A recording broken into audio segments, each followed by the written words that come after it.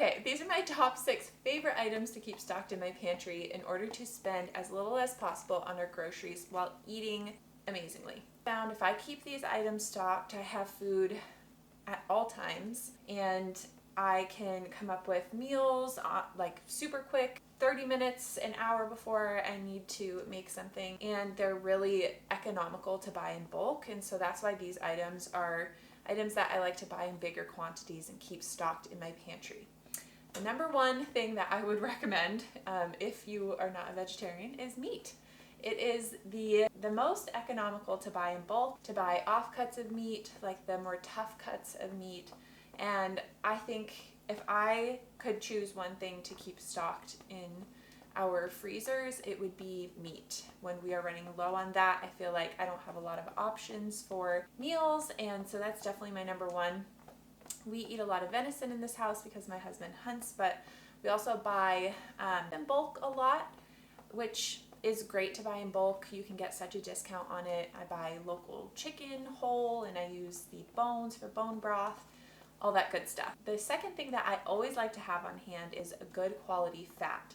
So we always keep lard stocked in the freezer. I have big containers of coconut oil, avocado oil, olive oil, butter. I like to order in bulk off of Azar. Having large quantities of fat on hand is so great. It's so much cheaper than buying a little container of tallow at your local organic food store. It's going to be like $15 or $20, and we just cannot afford that. So I like to buy those items in bulk and keep those stocked as well. My third favorite item to keep stocked is flour. Now, I recently am working on my gut, and I can't eat dairy or gluten, which is like the worst thing ever because I love it so much. But keeping flour on hand stocked in big bulk bags is so economical. You save so much money.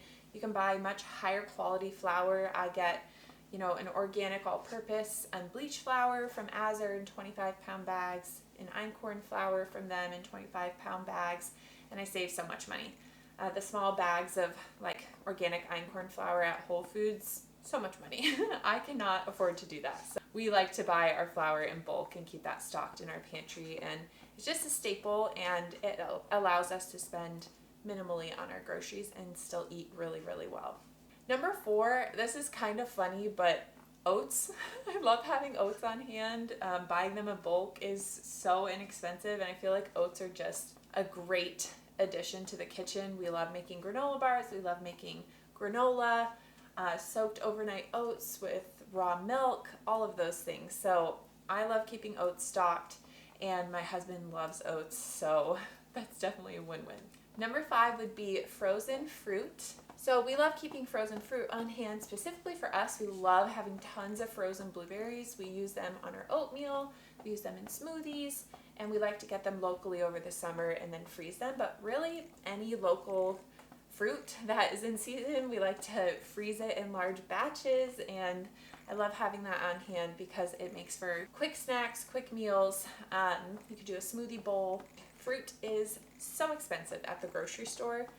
To buy like a little container of fresh strawberries or fresh blueberries. My friend and I were joking the other day. I told her I made my grocery list and I had fresh blueberries written on there because I was like, I really want them. And then you look at the price of them and you just, I told her, I was like, I crossed that off my list. It's just so expensive. So we opt for buying those things when they're in season, and it might feel like you're spending a lot at the moment, but then you're using it all winter long. So I would definitely say frozen fruit for us is a staple in our pantry, and one that we like to get in bulk. Oh no, I didn't mean to make her pause. Anyways, the 6th one is bones. I love keeping bones stocked in our pantry. That is like super staple. Bone broth, soup. It is such a huge part of the way that I like to make our meals and run our kitchen. So if I don't have bone broth stocked or bones, I feel like I'm really low on, I don't know. I just feel like I'm missing something. And bone broth is so nutritious for you. It is also so expensive at the grocery store. I'm pretty sure one little box of the Kettle and Fire bone broth from Whole Foods is like $10 or something.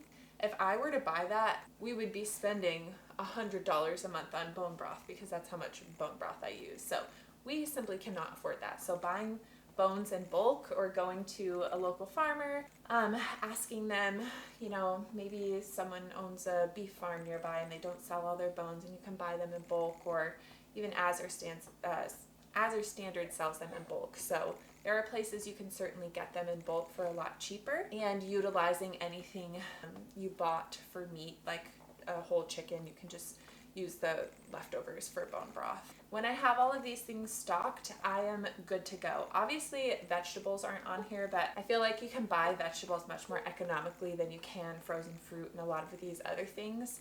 So these are my top items to buy in bulk so that we can have a really nutritious diet every single week, but also be spending as minimally as possible.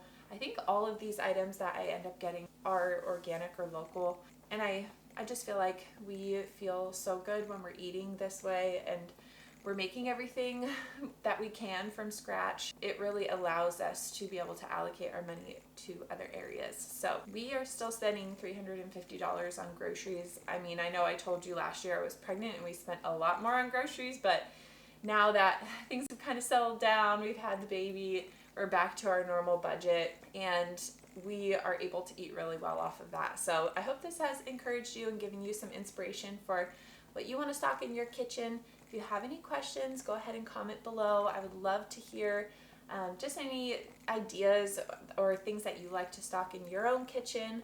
And I do have another video on how to spend $300 or less on your groceries, so you can go ahead and click on that link below, and don't forget to subscribe.